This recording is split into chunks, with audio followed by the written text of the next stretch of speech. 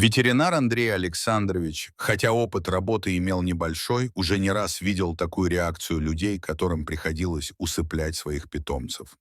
Врач понимал, что для человека домашнее животное становится другом, поэтому слезы у своих посетителей считал абсолютно естественной реакцией. Тем не менее, этот случай казался ему особенным. Врач вспомнил, как 3 дня назад мужчина с собакой пришли к нему впервые. Мужчина был пожилым и немногословным.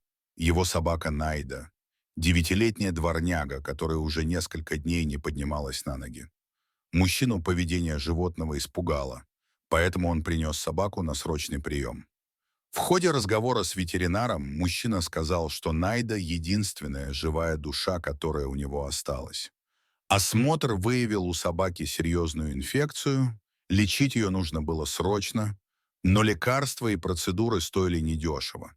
Если не оказать собаке помощь, инфекция продолжит распространяться и приведет к тяжелой и мучительной смерти животного. Врач поставил перед мужчиной альтернативу — лечение или усыпление, которое позволит собаке избежать боли и мучений. Свое предложение Андрей Александрович сделал очень сухо, не подумав, как его слова будут восприняты посетителем. После вердикта врача мужчина положил на стол деньги, пару помятых купюр, дрожащими руками взял собаку и ушел. Мужчина со своим другом появились на пороге клиники спустя 3 дня.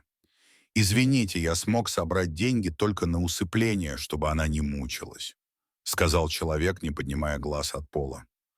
Уже в кабинете мужчина попросил дать ему несколько минут, чтобы он мог проститься со своей подругой. Глядя на то, с какой болью эта пара прощается друг с другом, Андрей Александрович очень остро чувствовал несправедливость, царящую в мире. Иногда люди с деньгами вовсе не ценят жизнь. Ни других людей, ни животных. Этот старик со своей дворнягой проявляли столь трепетные чувства, которые не купишь за деньги. Но именно из-за отсутствия денег они и были вынуждены прощаться.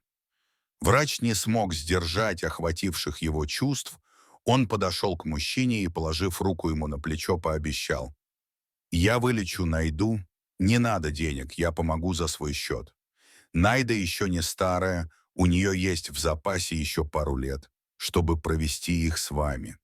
Пожилой мужчина лишь сильнее затрясся от беззвучных рыданий. Всего через 7 дней Найда уже могла самостоятельно ходить и даже бегать. Капельницы и правильный уход позволили ей быстро справиться с болезнью. Ветеринар чувствовал настоящее удовлетворение от своей работы. Возможно, он совершил не самый значительный добрый поступок, но пожилому мужчине и его собаке он смог сохранить веру в людей и надежду на лучшее будущее.